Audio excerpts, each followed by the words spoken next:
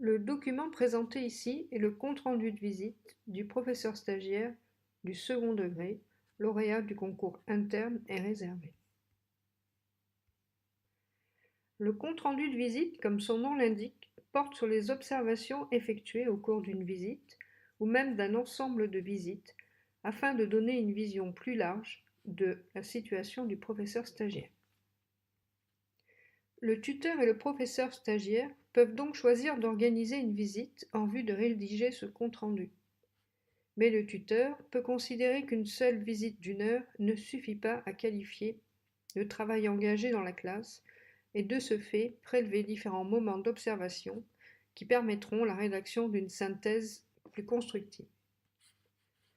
Rédigé au cours de la première période, qui est souvent une période de rencontre avec le professeur stagiaire, le compte-rendu de visite a pour principal objectif de définir les pistes de travail et les axes de progrès prioritaires, ainsi que les besoins en formation, tels qu'ils ont été abordés avec le professeur stagiaire au cours de l'entretien qui a fait suite à cette ou à ces visites.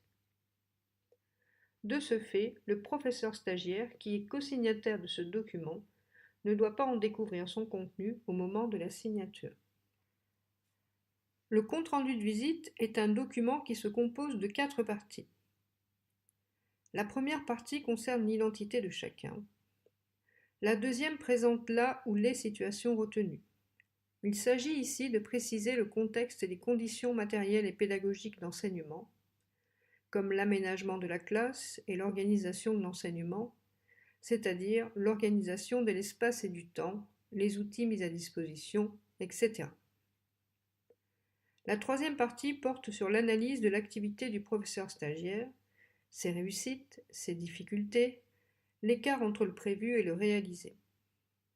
Elle se termine par un bilan intermédiaire qui explicite les points forts constatés, les axes de progrès dégagés et les pistes de travail envisagées. Cette analyse doit s'appuyer sur des observations en lien avec la conduite et gestion de la classe, comme par exemple le climat de la classe et des relations, la prise en charge et la gestion du groupe, les modalités d'intervention de l'enseignant, l'exercice de l'autorité, ainsi que les modalités et organisation des activités des élèves. Les éléments attestant de la préparation de la classe et des activités proposées aux élèves, comme les fiches de préparation et les supports donnés aux élèves, doivent faire l'objet d'une attention particulière. La dernière partie permet de réaliser une évaluation intermédiaire des compétences qui auront pu être observées au cours de la ou des visites. Cette évaluation doit distinguer pour chaque bloc de compétences les composantes qui ne sont pas encore présentes et pourtant incontournables du métier d'enseignant et qui devront donc être travaillées prioritairement, comme vous l'aurez signalé dans la troisième partie du document au cours de l'analyse. Les composantes qui sont en cours de développement et les composantes suffisamment développées. Les composantes qui n'auront pu être observées seront mentionnées sous l'item NO, signifiant non observé.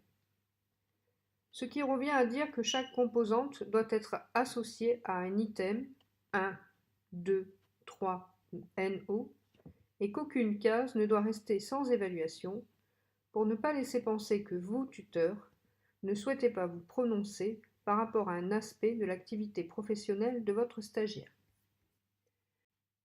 Created using Powtoon.